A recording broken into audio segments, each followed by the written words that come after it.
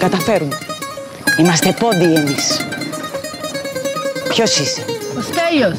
Ο Καζατζίδης είσαι. Υπάρχω κι όσο σε σένα θα πιάσει τόπο. Εσύ είσαι γεννημένος γι' αυτό. Θα βγάλουμε 100 τραγούδια. Υπογράψει μόνο τώρα. Και κάνουμε με τον Άκη 6 τραγουδάρες. Μόνο εσύ. Μόνο η φωνή σου μπορεί να τα πει. Άρε Άκη. Υπάρχω. Μ' αγαπάει ο κόσμος το γιούκα σου. Εσύ είσαι ο πρίγκιπας. Ο Στέλιος, η κυρία Γκρέι. Στέλιο, είσαι όλη μου ζωή. Ο Τζαμ Καζατζίδης, τρέχεις πίσω από τα φουστάνια. Έβαλα τα χέρια μου και έβγαλα τα μάτια μου. Εδώ να μείνεις! Να κοιμάσαι με τη μανούλα σου! Η ζωή μου όλη. Είμαι η Κίτσα. Γεια σου, Κίτσα. Μου αρέσουν πολύ τα τραγούδια σας. Δύο πράγματα κοιτούσα στη γυναίκα. Να της αρέσει το ψάρεμα και να τα πηγαίνει καλά με τη μάνα μου.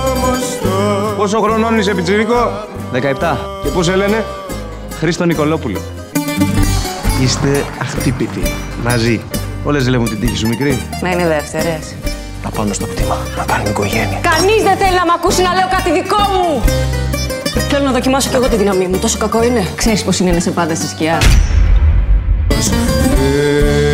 Είσαι γυναίκα μου τώρα και είσαι δίπλα μου. Και άμα σου ξυνίζει και το σπίτι μου και η μάνα μου, τραβήξου! Μη χαίρεσαι. Σε παρατήσει και εσένα στα κρύα του λουτρού, μόλις του το πει η μαμά του. Σκάσε! Σκάσε! Θέλει γερό στο μάχη αυτή τη δουλειά και εγώ δεν το είχα. Όλη η Ελλάδα αγάπησε τον Καζατζίδη μαζί κι εγώ. Μετά όμως που σε γνώρισα, αγάπησα το Στέλιο. Δεν θα ξανά. Λίγη δικαιοσύνη και για τους καλλιτέχνες όμως, δεν γάμω το. Βγάζουμε ψίχουλα κι εσείς εκατομμύρια. Πρέπει να τελειώσει αυτή η εκμετάλλευση.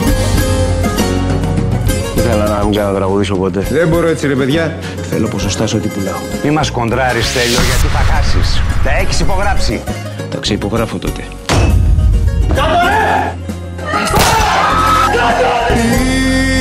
Είμαι και αρχή και φινάλε και στη σκέψη σου βάλε πως αν κάνεις δεσμό μες σε λίγο καιρό θα χωρίσεις, γιατί